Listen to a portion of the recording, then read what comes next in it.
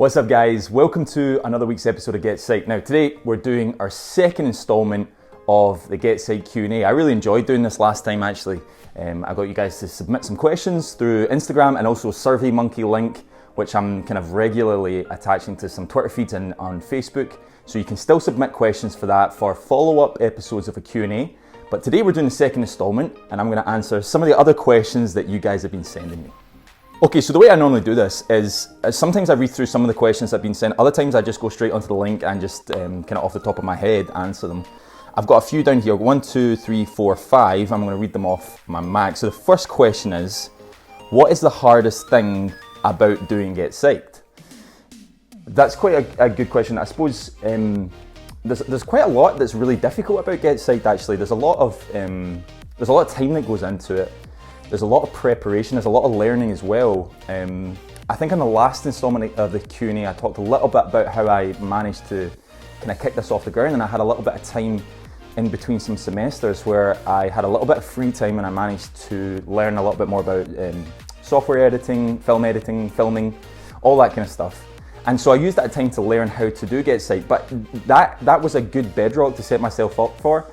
There's still a huge amount of work that was required, so that's probably one of the hardest things about GetPsyched. I've got to be honest with you, one of the other hardest things is that I can be quite a perfectionist at times, and I can also want to try and take over the world in one day. And I've got loads of ideas for GetPsyched, and sometimes I've got to be very patient, and I'm not very good at that.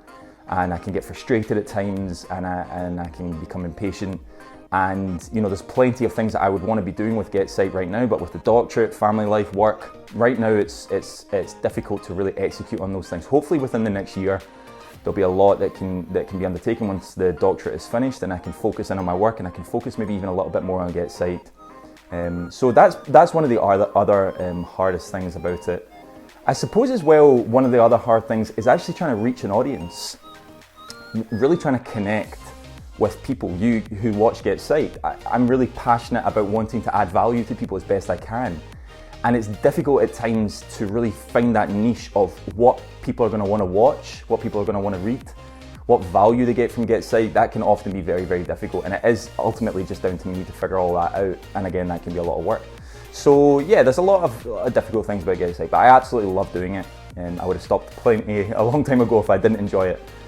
So you know, it's worth all that hard work. Okay, next question. I saw your TED Talk on men's mental health and loved it. Thank you very much. Where did your passion for men's mental health come from? For me, I recently last year I did a TEDx talk in Glasgow on men's mental health. It was called the male identity crisis. And that was kind of off the back of a couple of years of research in men's mental health, and it's something that's ongoing for me. That's kind of niched down into older men's mental health now for me. As I finish up the doctorate part of my dissertation and my research is on older men's mental health. My passion for that really kind of came from my own experiences of what being a man meant. I was raised by my single mother and my grandmother primarily. And so I didn't really have a massive male figure in my life. My father was in my life and is more so in my life now as well. But when I was growing up, that wasn't always there. So I kind of had a little bit of a difficulty in figuring out what my male identity was all about. In truth, my passion for men's mental health kind of comes from wanting to understand who men are, who I am maybe even as well as a man.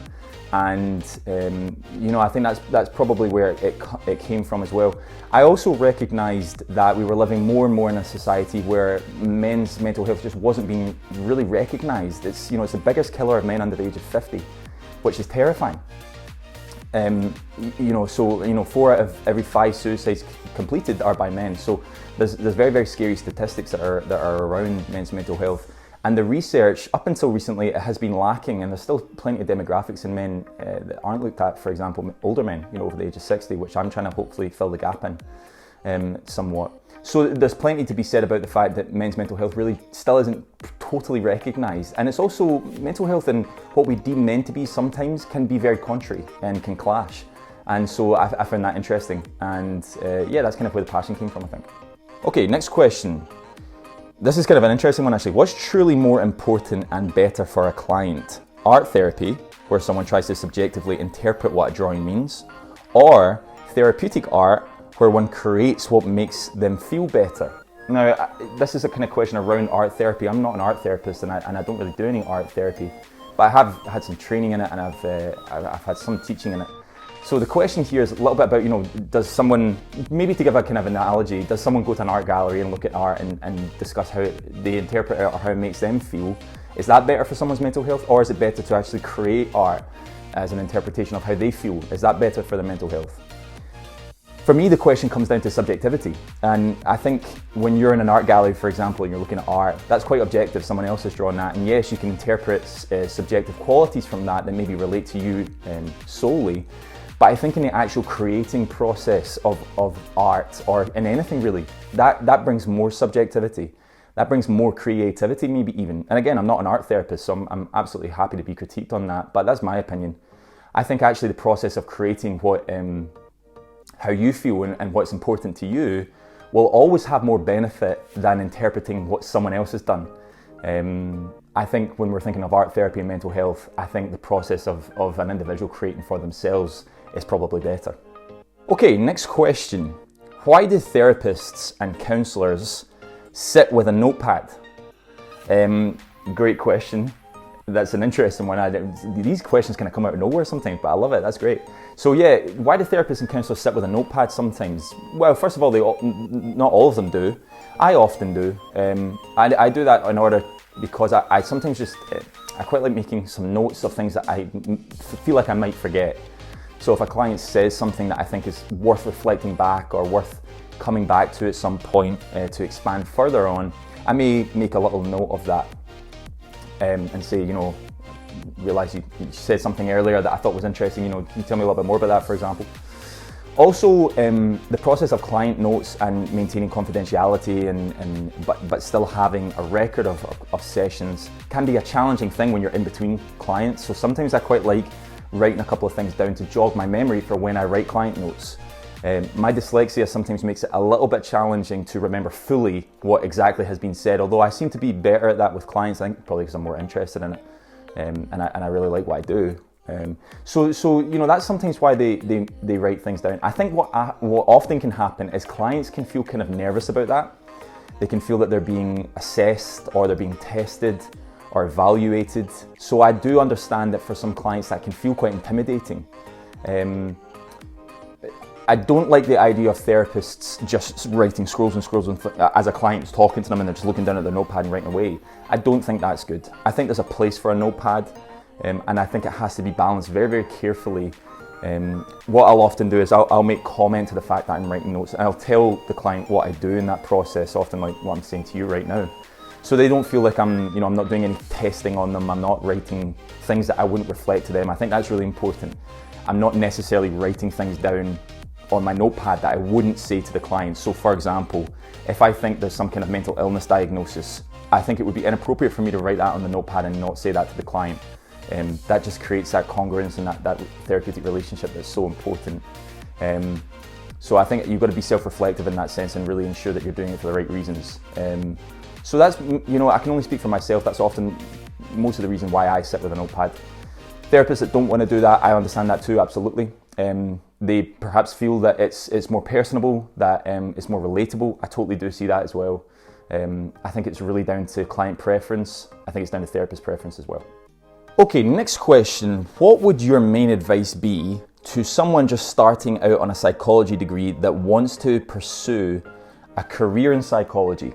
First of all, I'm really happy to hear that there's someone in psychology, as there are many, of course, but hearing from people who are starting out in psychology that have a desire to progress in psychology, that's really exciting to me because I think there's so many opportunities in psychology that, it can be challenging, of course, the process of becoming a psychologist, but it's really nice to hear that someone is willing to do that. So what would I advise? What I would say is that the most important thing to do is, say for example, if you're just starting out in your undergrad or you're a year or two in and you're thinking, psychology is for me, you have to think a little bit about what kind of psychology you want to do. So is that counselling psychology, is that clinical, is that occupational, is that health, sports and exercise, whatever kind of form of psychology that you want to be doing.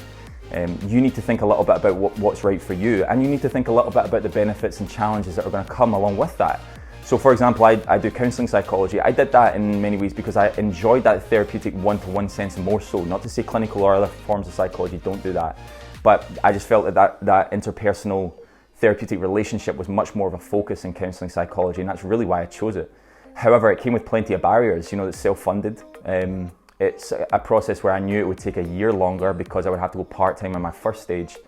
I would have to find my own placement. I would have to do voluntary placement. So these kind of things all come in, pay for my own supervision, personal therapy, that kind of thing. So you need to think a little bit about the barriers as to the form of therapy that you want to do, but also the reasons why you want to do that. I'm definitely not against clinical psychology. I think it's a tremendous discipline of psychology, and there's some phenomenal clinical psychologists. And if it's for you, then you absolutely should go for it. The same goes for other forms of psychology too. So you've really got to think about what's right for you. The other thing I would say here is, you really want to double down on your degree. Don't get me wrong, you want to make sure that you get that degree. You want to get a good degree. I wouldn't worry too much about getting a first. I hear a lot of people talk about that they think a first is what's going to propel them. In my opinion, it's not. There's plenty of people who have first psychology degrees and don't progress far enough in psychology, or struggle at least. So I feel like it's a limited thing, or it has limited value. You do want to be thinking about 2-1. You don't want to be looking at anything lower than that, I don't feel. But then again, with a 2-2 in a psychology degree, there's still things you can do. You can still pursue other doctorates in psychology. There's no reason why not, so don't be discouraged by that. What I would say though, in combination with your degree, is it's super, super important that you get experience. And that's something that undergrads forget, I think. And they think that, and I talked to a lot of undergrads and I've been there, people think that they can't do anything else other than their degree. And I'm sorry, but that's absolutely not true. You absolutely can do more than just your degree. And I'm willing to argue with anyone about that, and I have in the past. And often psychology students, undergraduates, don't really like that, because you're kind of confronted with the idea, well, there's maybe more that you could be doing. So thinking about, for example, for me, I did some voluntary telephone counselling, and then went on to a paid position for that as I did my degree. I did other voluntary positions as I did my degree in helping professions, things like healthcare assistants, support workers, working with children with additional support needs, for example. These are all kind of things that are super important for building that bedrock of experience, and you build on that. So you really need to be thinking about that. When you're applying for doctorates, everybody has got a psychology degree. Everybody's probably got a pretty good psychology degree as well. So you're just one of many. Sometimes hundreds of people applying for these doctorates, so they're really, really competitive. That just gets you in the door. If you don't have anything else, you're not going to get one of those doctorates. You need the experience. So really focus on, if you're starting out in that psychology degree, focus on the things that you can do to gain experience. What I would also say is put yourself in positions to be known. If you're looking at class reps, or if you're looking at getting involved with the BPS and the student side, attending conferences, networking, these kind of things are important too. They can be so valuable when it comes to your doctorate, when it comes time for that, and also when it comes time for applying. So you want to think a little bit about that too. Okay, the last question we're going to answer today is, what is the earning potential of someone with a psychology degree? A psychology doctorate. So earning potential is an interesting question to talk about. Sometimes I feel like it's a bit of a taboo subject in psychology, and that frustrates me a little bit because we need to be talking about earnings. For me personally, I feel that someone who is a doctorate of psychology, there are so many opportunities financially for someone in that position. If you go into the NHS, you may be starting between 30 to 40,000 a year. That could increase to 80 plus if you're looking at managerial and consultancies and consultancy positions. So that's 80 plus. What I will say is, I've never worked in the NHS, nor do I have a desire to work in the NHS. So I'm open to being critiqued on that as well, and told no, that's something different. But that's as far as I understand that can be the case. I think you can earn a very, very good living out of the NHS. Privately, and I'm going to say this, I feel that it's almost unlimited to some degree. I think you could do very, very well out of private practice as a psychologist, if that's something that's important to you. So, there's plenty of options. I know counselling psychologists who earn between 40 to 150 pounds an hour, which, you might say, do I want to do that on a social justice stance? Maybe you do want to do that, and that's absolutely okay in my opinion.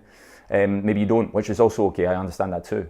Maybe you want to do that and some other stuff, that's contributing to the psychological field or mental health in the general population, which is appropriate, I feel. So the earning potential is huge. There's also what we call in psychology a portfolio career, where you can do your private work, you can do NHS work as well or something, you can do some research, you can do some workshops and talks and creating other kind of products, which is the kind of thing that I want to be doing. And I think with that comes an opportunity for multiple streams of income, which again leads to this idea that in some ways the income can be quite unlimited. So I think there's great earning potential as a psychologist. Of course, you've got to balance fees for your doctorate, that kind of thing, all the other kind of things that come with it. I think it comes with an immediate sacrifice financially to hopefully then propel you to a better level of financial success. Okay guys, thank you so much for watching this week's episode of GetPsyched. Have loved doing another Q&A. If you've enjoyed today's episode, then why not check this video out on our first episode of the GetPsyched Q&A. Also, if you've been enjoying GetPsyched as a whole, then make sure to subscribe to us. You can hit that little bell next to the subscribe button and you'll get weekly reminders of every time I upload. Thanks so much for watching guys, and hopefully catch you next week.